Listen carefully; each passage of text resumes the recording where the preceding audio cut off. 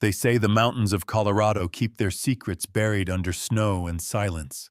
But on the night the wolves returned to Blue River, nothing stayed quiet. A retired Navy SEAL named Ethan Carver thought he had finally escaped the ghosts of war, living alone in a cabin with nothing but the wind for company. But everything changed the moment he rescued a half-frozen German shepherd from a sheer cliff. The dog had the steady eyes of a soldier and the instincts of something trained for danger.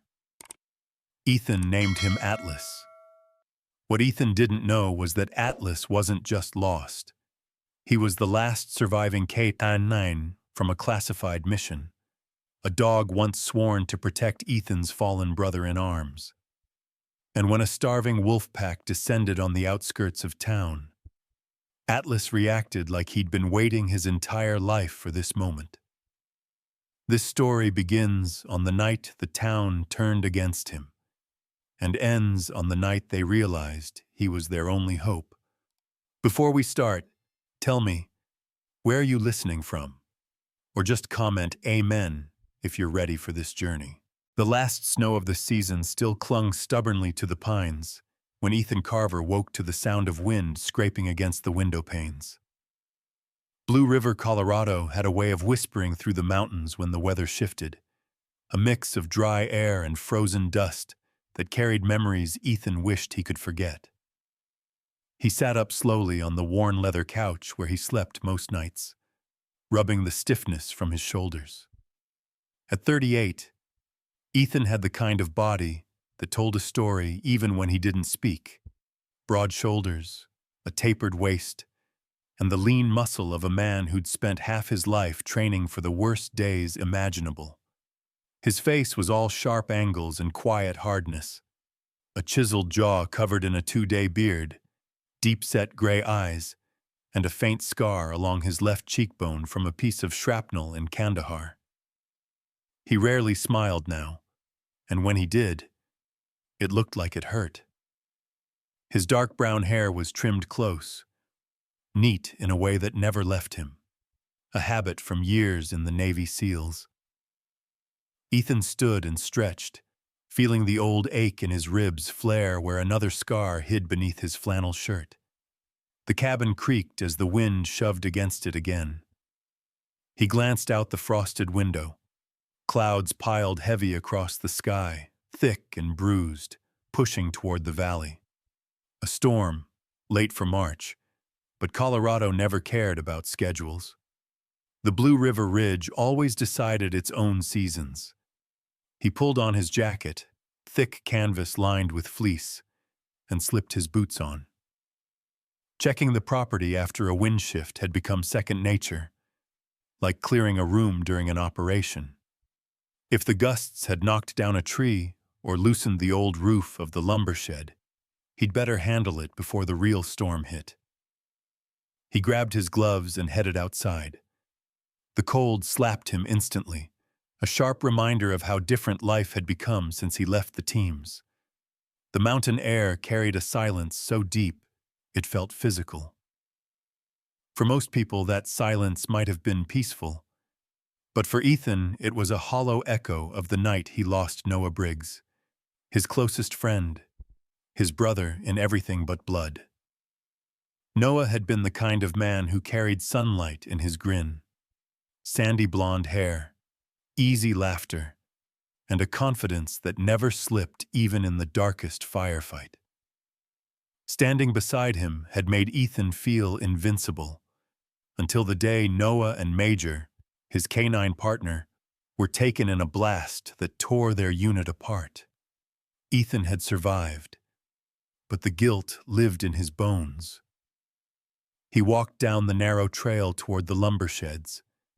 The ridge overlooked a deep canyon carved by the Blue River itself, a hard line of rock and snow where the spring melt always ran fast and cold. The sheds seemed intact, though a few shingles rattled. He circled behind them, scanning the tree line out of long habit. His breath fogged in the air, drifting upward like ghost smoke. Then he heard it, a sound so faint that at first he thought it was the wind playing tricks on him. Thin, high, almost swallowed by the canyon's depth. He froze, head turned slightly. Years of training had taught him to separate noises the way other people sorted colors. This wasn't wind. It wasn't shifting ice. It was a bark. Weak, raw, desperate. Ethan's stomach tightened. He stepped forward slowly until he reached the rim of the canyon.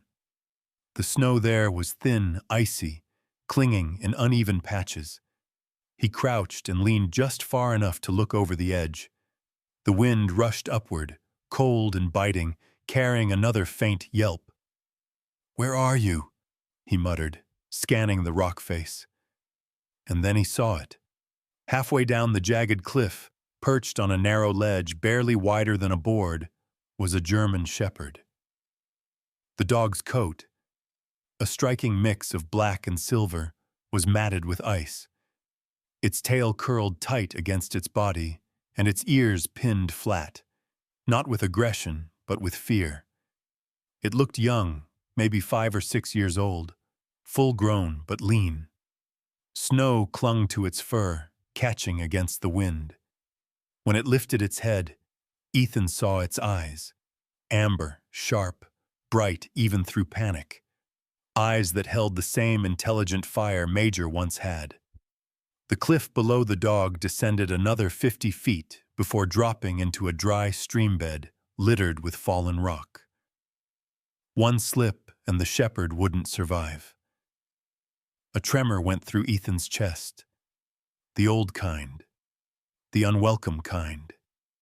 His breath hitched, and for a moment he wasn't standing on a ridge in Colorado.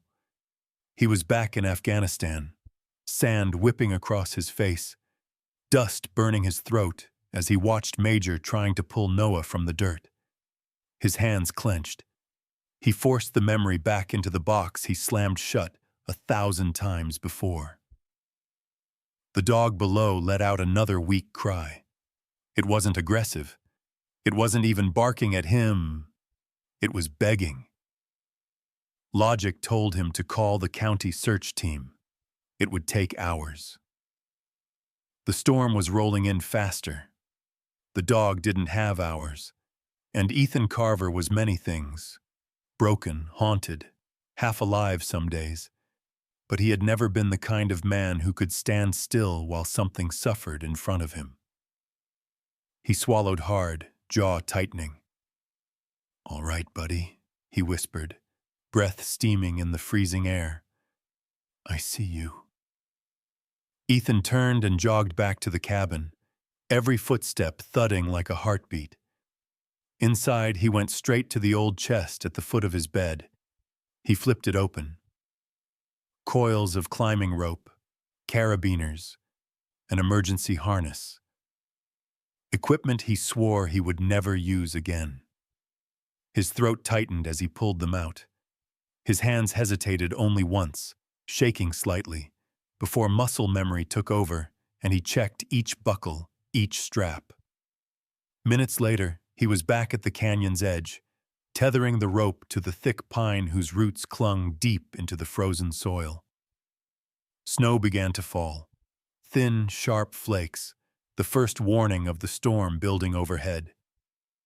Ethan strapped on the harness, pulled, his gloves tight, and leaned backward until the rope held his weight. Below him, the dog lifted its head and stared upward. Their eyes met across the expanse of icy air, and Ethan felt something inside him shift, something he thought had died with Noah and Major. "I'm coming down," he said softly, as much to himself as to the terrified shepherd. He pushed off the cliff, lowering himself inch by inch. The wind howled, the rope strained, his boots scraped the rock, and halfway down, his vision blurred with a sudden flash. Noah shouting his name, the blast wave, Major's body thrown sideways. Ethan shut his eyes hard for 1 second, shook the memory away, and forced himself to continue the descent. But as he neared the ledge, only 10 feet above the trembling dog, His rope jolted suddenly, with a noise that did not belong to wind or ice. It was sharp, metallic. A sound a rope should never make. Ethan stopped breathing. The dog froze. Something above him shifted, and then the rope gave another warning groan. The rope creaked again, a sharp metallic warning that froze Ethan mid-air. For one suffocating heartbeat, he thought it would snap. But the anchor held long enough for him to swing his boots sideways and land hard on the narrow ledge. Snow crumbled beneath him. The dog flinched but didn't bolt. It simply pressed itself against the rock, trembling. Ethan steadied his breathing, checked the rope, and crouched slowly so he wouldn't appear like a threat. Up close, the shepherd looked even more exhausted than he expected. Its fur, black fading to silver, was soaked and clumped, its ribs showing just slightly beneath the thick coat. Frost clung to its whiskers. Its eyes, though, were the most striking thing he'd seen in years. Amber, alert, and impossibly intelligent. With that same steady burn he had once seen in Major during missions that required absolute focus. "Easy," Ethan murmured, his voice low and even. "I'm not here to hurt you." The dog didn't growl. It watched him the way a trained K9 evaluates a soldier, reading posture, tone, intent. Ethan extended his gloved hand and let the dog sniff.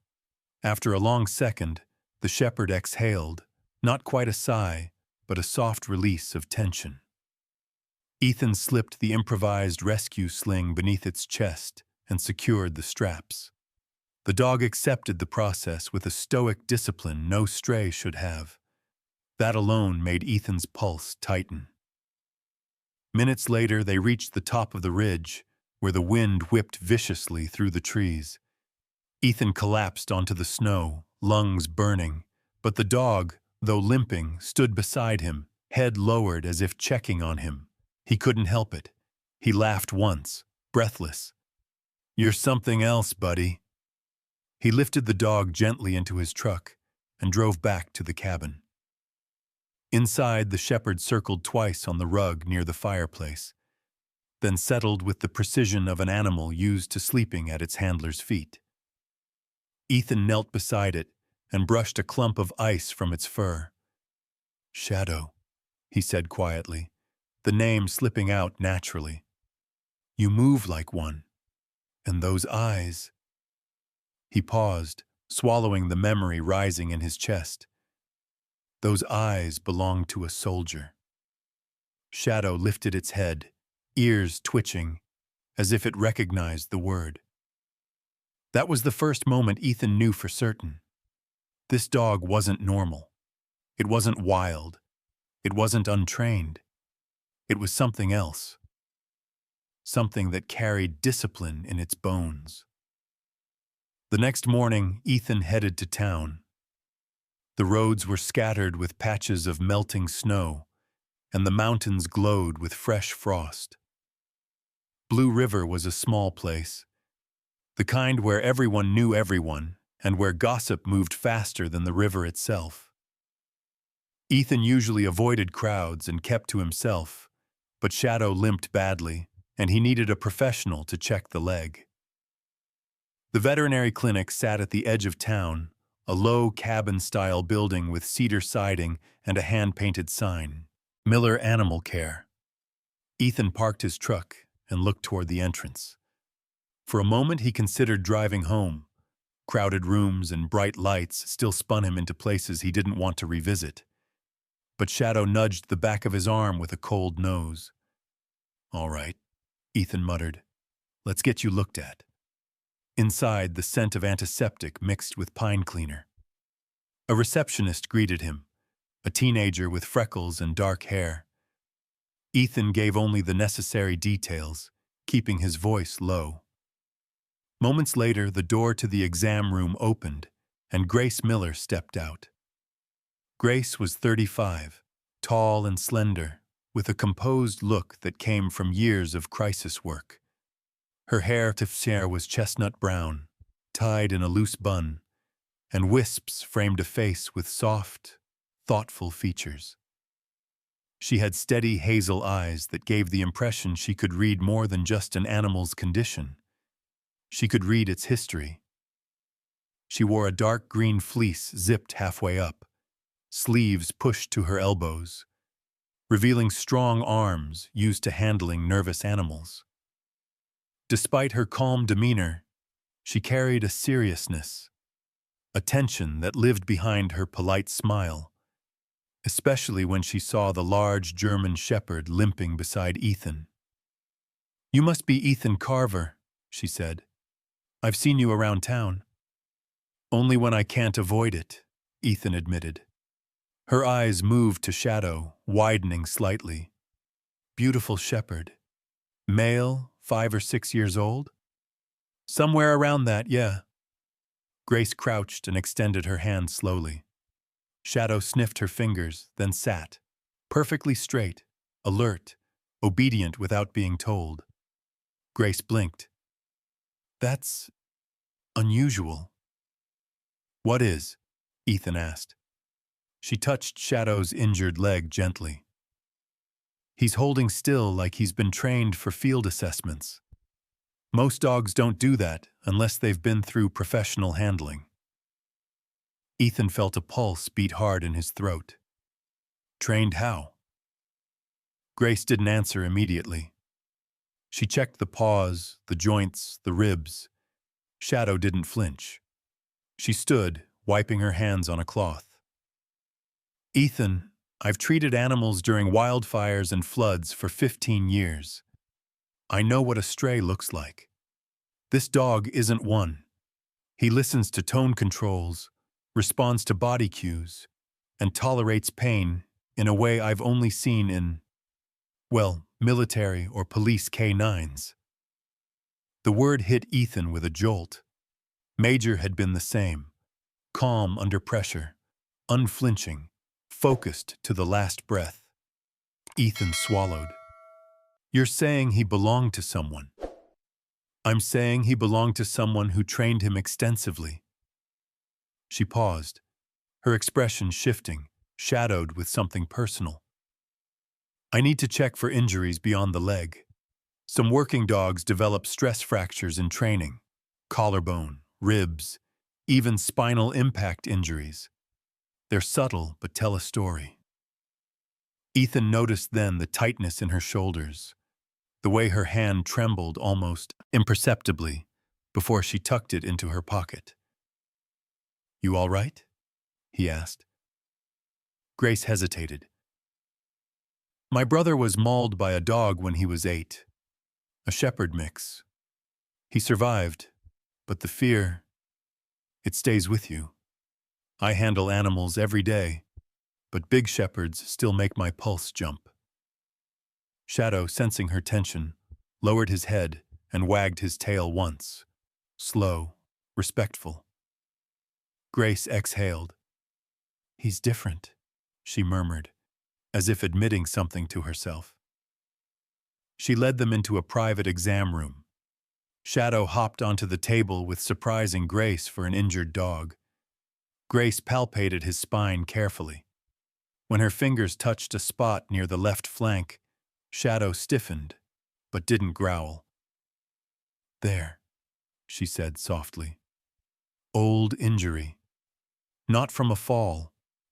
This is the kind of tissue damage I've seen on dogs who have been trained to jump from height, rappel, or run obstacle courses. SEALs, Rangers, that kind of training." Ethan steadied himself against the counter. The room felt suddenly smaller. "Major had the same thing," he whispered. Grace looked at him.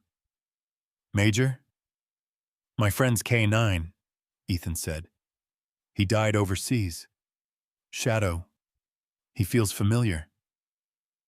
Grace noted how Shadow's ears perked whenever Ethan spoke. "Whoever trained him," she said quietly. "He trusted them deeply." Shadow lifted his head toward Ethan then, eyes glowing gold under the bright exam light. It was the same look Major would give right before a mission. I'm here. Just say the word. Grace opened her mouth to speak, but then Shadow suddenly stood on the table, body rigid, tail straight, ears pinned forward toward the hallway. A low rumble vibrated in his chest. Grace stepped back instinctively. Ethan frowned. Shadow? What is it, boy? The dog didn't take his eyes off the door. Then, from the reception area beyond the wall, Ethan heard it. A single sharp metallic click. A sound that shouldn't be happening in a veterinary clinic. Grace whispered, Ethan, that sounded like someone cocking a latch. Shadow growled, deeper this time, muscles coiled, and before Ethan could reach the door, another sound followed, one that made Shadow leap from the table in a blur. Shadow hit the floor before Ethan even turned the doorknob. The shepherd's nails scraped sharply against the linoleum as he positioned himself between Ethan and the hallway, body low, ears pinned forward. That sound, the sudden burst of instinct, took Ethan straight back to war zones where a single noise meant ambush. He pushed the memory down and cracked the exam room door open. A metal tray had fallen from the counter near reception. Nothing else. No intruder. Just an accident. Grace exhaled shakily behind him and placed a hand against her chest, trying to slow her breathing. Shadow, however, didn't break stance until a long few seconds passed. Only when he was satisfied did he lower his guard. Ethan crouched down and ruffled his fur. Good call, soldier, he whispered. By the time Ethan settled the bill and left the clinic, the sun was dipping behind the ridge, painting the snowy peaks in copper. Blue River always looked calm at this hour, the kind of sleepy mountain town that gave strangers the illusion of peace. But as Ethan drove through Main Street, he noticed the heads turning. People whispered behind gloved hands. Rumors traveled fast here, faster than the wind that carved through the valley. At the general store, two men leaned near the ice machine, both ranchers judging by the mud on their boots. One of them nodded toward Ethan's truck. That's him, the seal fella. Heard he dragged some big stray shepherd out of a gorge. Stray? Those are the ones that tore up the Miller goats last week. That dog's trouble. You can see it. Ethan pretended not to hear. He'd lived with judgment before. PTSD didn't exactly make you the town favorite. Shadow sat in the passenger seat, posture tall and alert, scanning every person who passed with a measured awareness that made some people uneasy. Ethan saw it in their expressions.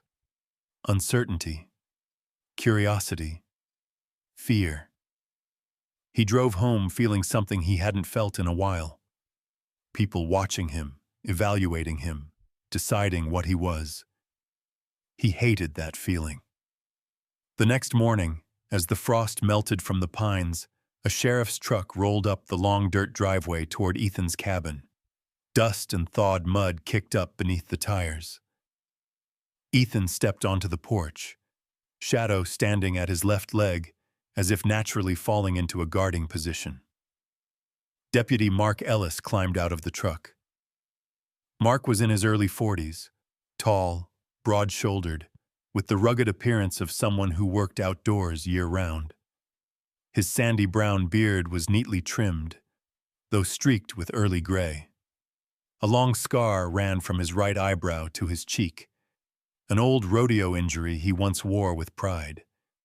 His pale blue eyes were sharp but warm, the kind of eyes that could be friendly or authoritative depending on what the situation required. Today, they were neither. They were wary. Ethan, Mark said with a nod. Mark. Ethan leaned a shoulder against the porch post. Didn't expect company. Mark removed his hat, a sign he wasn't here as just a friend. Heard about the dog.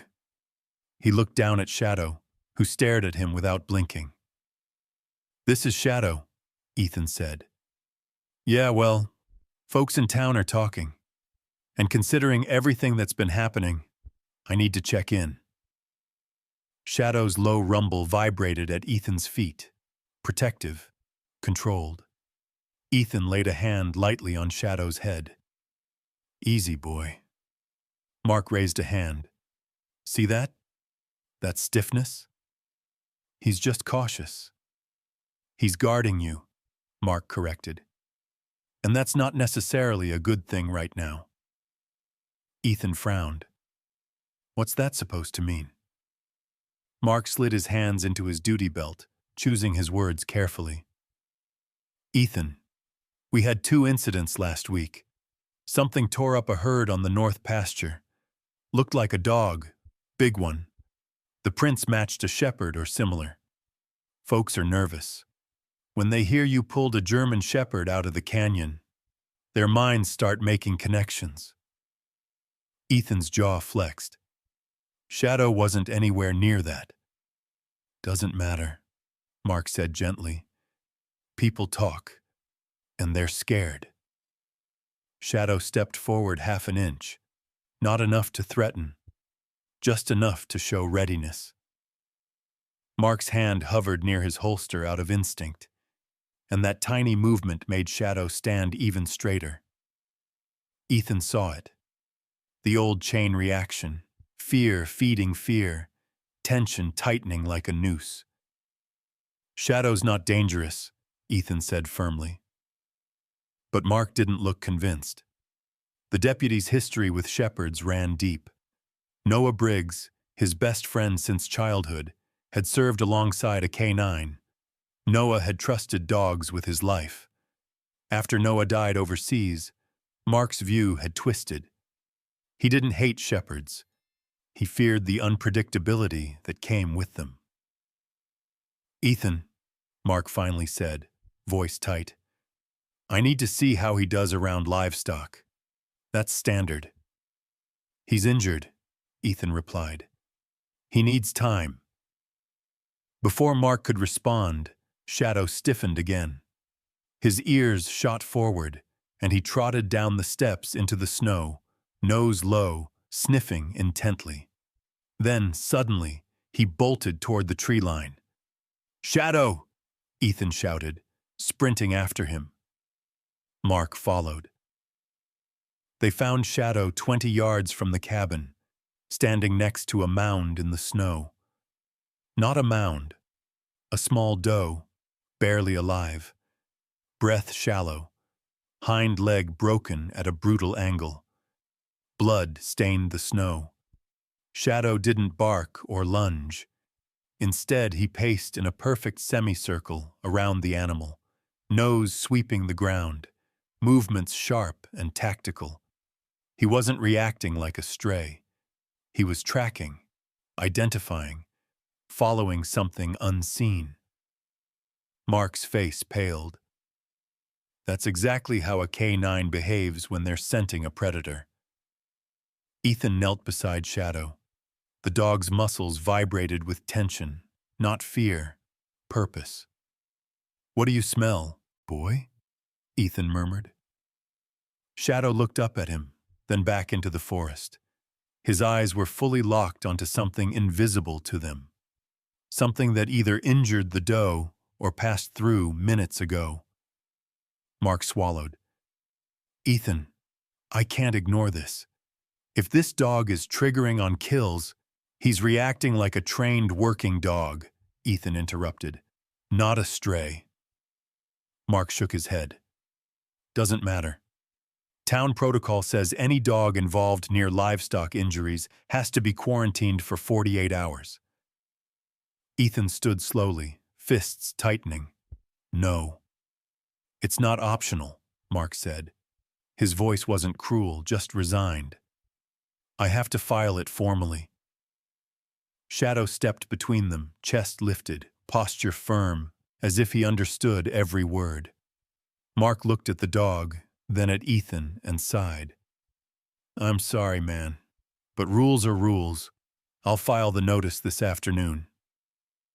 He returned to his truck, leaving Ethan standing in the melting snow with Shadow pressed against his leg.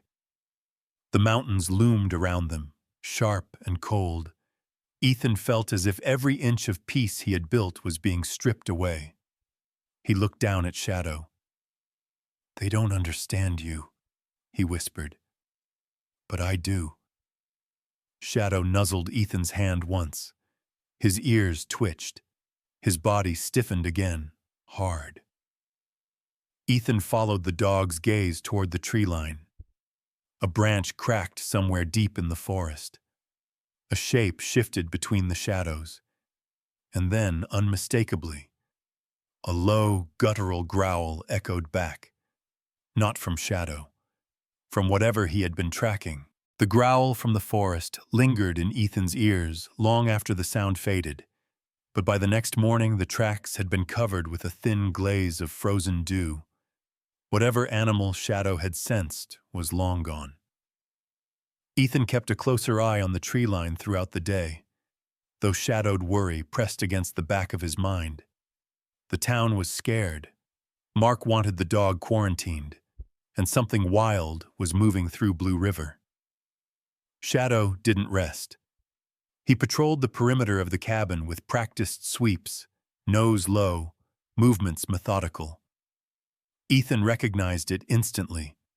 Not stray behavior, but trained patterning drilled into working dogs. Major had done the same. The familiarity tore at him.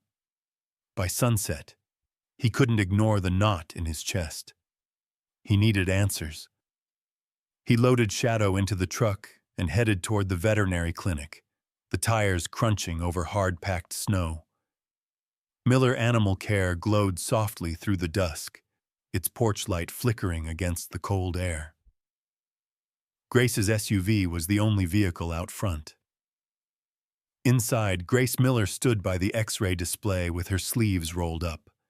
She was still dressed in her navy scrubs, dark hair tied carelessly in a bun. She looked tired, the kind of tired that sat behind the eyes, worn into the bones, but alert, always alert. Years of emergency animal rescues during wildfires had carved resilience into her posture. "You came back," she said, surprised but not displeased. Her hazel eyes flicked down at Shadow. "How is he?" "On edge," Ethan replied. "Tracking something near the property, but that's not why I came."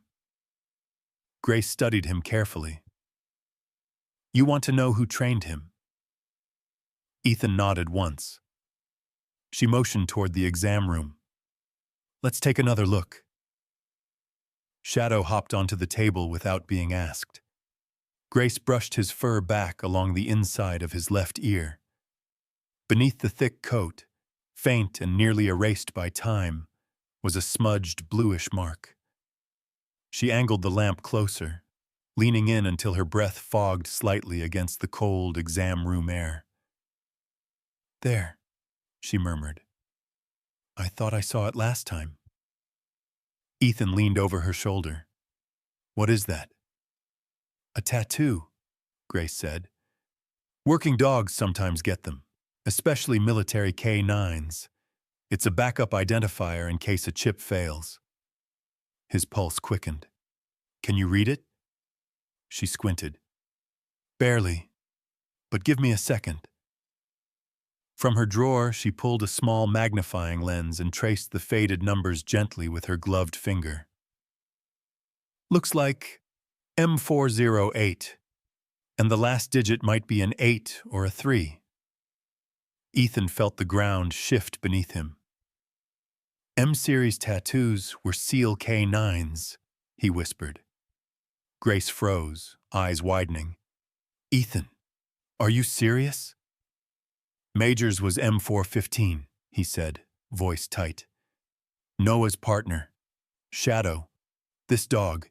He—" His throat closed around the realization before he could speak it aloud. Grace walked to the computer, typing rapidly. If the tattoo's real, it'll match the K9 registry. The public database won't show classified dogs, but the Veterinary Association has access to certain identification logs when medical emergencies are involved.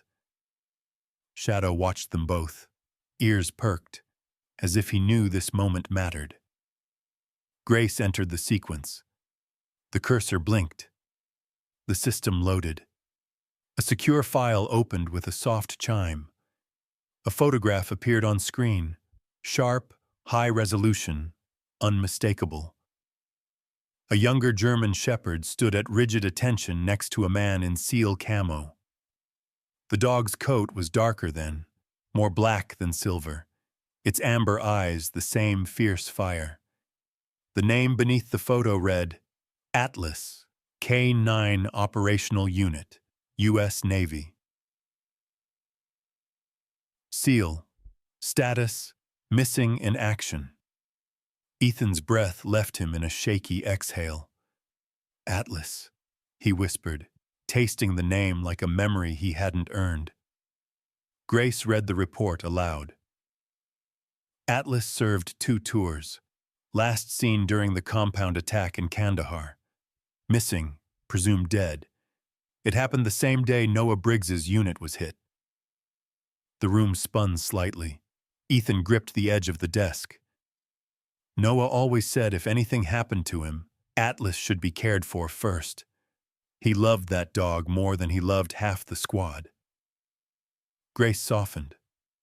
So Atlas was part of your team? He was Noah's shadow, Ethan said. The dog never let him walk alone. And Noah, he died calling orders that saved us. Atlas stayed with his body until the blast knocked everyone back. He swallowed the memory like broken glass. We thought Atlas died too. But he survived, Grace said gently. And found his way to Colorado, Ethan muttered. Hundreds of miles, injured, alone. God knows what he went through. Emotion tightened his throat. A mix of guilt, awe, and something in between. Atlas looked at him then, and Ethan saw the same expression as before. Loyalty without demand, recognition without fear. Grace leaned back, arms folded. Ethan, this doesn't solve your problem with the town. A military dog is still a big shepherd in the eyes of people who don't understand. And right now, fear is spreading faster than facts. As if summoned by the word fear, a pounding knock hit the front door. Grace glanced at Ethan. We're closed. The knock came again, sharper, urgent. Ethan opened it to find Deputy Mark Ellis standing under the porch light, snow collecting on his jacket shoulders. His expression wasn't anger, it was pain, deep and jagged. His usual calm blue eyes were red-rimmed, as if he'd been holding something heavy inside for too long. We need to talk, Mark said, voice rough. About what? Ethan asked. Mark swallowed. About Atlas. Grace stiffened behind Ethan. You know his name? Mark nodded slowly. Noah told me. Back before deployment. He said if anything happened to him, someone should look after Atlas. I failed him. I should have gone looking. I should have... His voice broke off. Ethan felt the old ache throb in his chest. You didn't know Atlas survived. Mark's jaw tightened hard. But now I do. His grief twisted suddenly into fear. And that's a problem, Ethan. I've gotten 3 calls tonight. People saw your dog tracking in the woods. They think he's the one causing the livestock attacks. They're scared. And scared people do stupid things. Ethan bristled. Atlas isn't hurting anything. He's reacting to something dangerous, Grace added. We just don't know what. Mark stepped closer, snow melting down his beard. It gets worse. Wildlife officers spotted tracks earlier today near the ridge. Not a single wolf. He held up 2 fingers. A whole pack, likely pushed south by the storm. Grace's face drained of color. How close? Mark lowered his voice. Close enough that your dog's the only one who sensed them first. Shadow, Atlas, moved toward the window then, staring into the night, muscles rigid. Mark saw it and stiffened. There. See? That's what people don't understand. He's warning you, but they think he's escalating. And if someone panics, he didn't finish the sentence. He didn't need to. Outside, the wind changed direction. A cold, low howl rolled across the valley. Not Atlas's, not the wind's, but something older, wilder. The clinic lights flickered. Atlas lifted his head, ears locking onto the sound. Ethan turned slowly toward the window. Grace covered her mouth with her hand, and Mark whispered, barely audible, "Dear God, they're already here." The howl rolled through Blue River like a warning from the earth itself, low and ancient, vibrating across the frozen valley. Snow drifted from the trees in soft sheets as Ethan, Grace, and Deputy Mark Ellis stood in the dimly lit veterinary clinic, staring out at the dark ridge beyond the town. Atlas remained at the window, body rigid, tail straight, ears locked forward, every muscle alive with purpose. Ethan didn't need translation. Something was moving through the outskirts of Blue River, something big enough and dangerous enough to put Atlas on full alert. Mark was the first to move. He spun toward the door, jaw clenched, the porch light illuminating the sharp line of his cheekbones and the streaks of gray in his beard. "We need to get to the North Farms," he said, voice tight. "Now. The Henderson property is right on the migration path. If the wolves are starving, that's where they'll go." The Henderson farm sat at the edge of town. The owner, Tom Henderson, was a 60-year-old widower with a heavy build, a red, weathered face from decades of working under the mountain sun, and hands so calloused it looked like he could tear fence wire with them. Tom had always been gruff but fair, a man who believed in neighbors helping neighbors. And he lived alone, too alone to fight off a wolf pack without backup. Ethan grabbed his coat. "We're going." Grace hesitated only long enough to lock the clinic door. Her hazel eyes carried both fear and determination. She had once avoided big dogs entirely, but now she moved in sync behind Ethan, trusting Atlas with her safety as much as she trusted her own instincts. They piled into Mark's sheriff truck, Atlas leaping into the back seat with practiced athleticism despite the old injury in his leg. The engine roared as Mark floored the accelerator, gravel spitting out behind the tires. Snow gusted across the headlights like ghostly smoke. As the truck tore down the main road, Ethan glanced at Atlas, who sat upright, nose pressed slightly toward the cracked window, pulling in every scent with laser focus. "He's already tracking," Ethan murmured. Mark nodded. "Let's hope we're not too late." The road curved sharply, giving way to open pasture. Wooden fences lined the snowy fields, and beyond them, silhouettes of pigs huddled in their pens. But something else moved in the dark, shadows weaving, circling, gathering. A sudden shriek shattered the air. The pigs scattered. Snow exploded in frantic bursts. At least 4 wolves, maybe 5, were already inside the enclosure. Mark slammed the brakes. "Move!" Ethan was out the door before the truck fully stopped. Atlas hit the ground beside him with a speed that seemed impossible for a dog who had nearly died days before. Grace stayed behind the truck door for safety, but kept her eyes glued to the scene, heart pounding against her ribs. Tom Henderson stumbled out of the barn, holding a lantern in one hand and a shovel in the other. His wide frame shook under his flannel jacket, breath puffing out in ragged clouds. "They're tearing through the pens!" he yelled. "I tried firing a warning shot. Did nothing." "Tom, stay behind me!" Mark shouted, drawing his flashlight and baton. Wolves were protected animals. He couldn't use lethal force unless a human life was at risk. And right now, the wolves were more focused on the livestock than the people. But it wouldn't stay that way. Then Atlas made his move. He bolted toward the wolves, not to attack, but to intercept. His bark split the night, sharp, controlled, a tactical command bark Ethan hadn't heard since his last deployment with Noah and Major. The lead wolf, a large gray male with mottled winter fur, turned, baring its teeth, saliva glaring under the lantern light. But Atlas didn't charge blindly. He circled wide, fast, drawing the attention of two wolves away from the livestock. His movements were precise. Cut an angle left, bait a lunge, retreat just enough, then redirect. Ethan whispered under his breath, astonished. He's running a distraction pattern. SEAL K9 disorientation technique. Tom stared, slack-jawed. That dog's trained like military. Grace stepped forward a little from behind the truck, her fear dimmed by awe.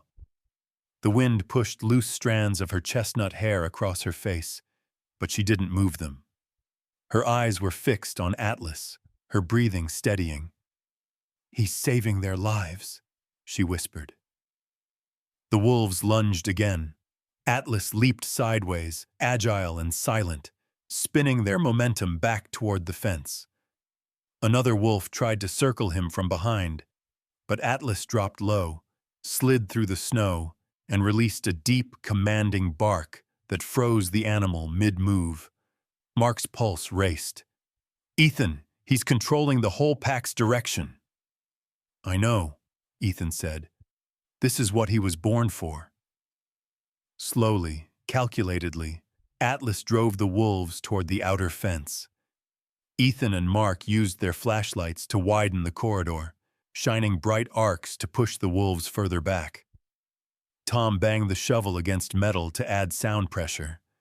Finally, with a collective snarl, the wolves retreated through the same gap in the fence they'd entered, disappearing into the tree line as quickly as they had come.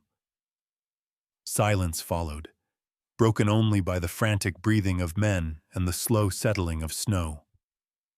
Atlas stood in the middle of the enclosure, sides heaving, but posture proud, eyes glowing with the intensity of a warrior who had fulfilled his duty. Ethan walked toward him, kneeling in the snow. "Good job, Atlas," he whispered, voice cracking with something between grief and gratitude. Atlas lowered his head, pressing it against Ethan's chest. And then Mark approached. For a moment he said nothing, staring at the dog that once belonged to his best friend. His rugged features softened, the deep lines around his eyes easing. He removed his hat, a gesture of respect. "I was wrong," Mark said quietly. "About him. About all of this." He looked directly at Ethan. "I'm withdrawing the quarantine order, effective immediately." The relief hit Ethan so hard he nearly lost his breath. Grace let out a shaky exhale behind them, wiping a tear she hadn't noticed forming. "I used to be terrified of dogs like him," Grace admitted softly. "But tonight, he protected everyone. He protected all of us." Her voice warmed. "Noah would have been proud." The mention of Noah hung in the air like a ghost. Ethan pulled Atlas close, burying his hand in the dog's thick fur. "We couldn't save him," Ethan whispered, voice barely audible. "But tonight, we kept his promise." Mark nodded, eyes shining.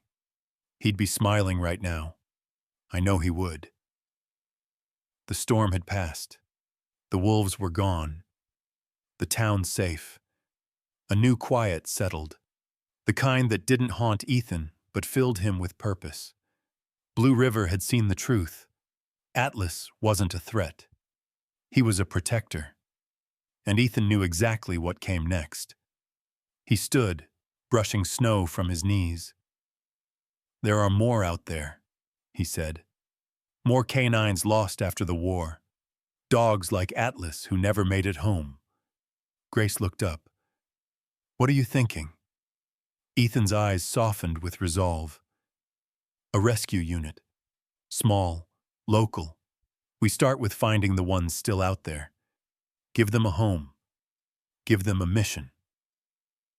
Atlas barked once, sharp, proud, as if volunteering to lead the effort. Mark chuckled softly. "Looks like your first recruit is ready." Ethan smiled, a real smile, the first in years. "Then let's begin." And under the quiet Colorado night, with Atlas standing tall beside him, Ethan Carver stepped into the next chapter of his life. One not built from trauma, but from hope, loyalty, and the promise he kept for a fallen brother.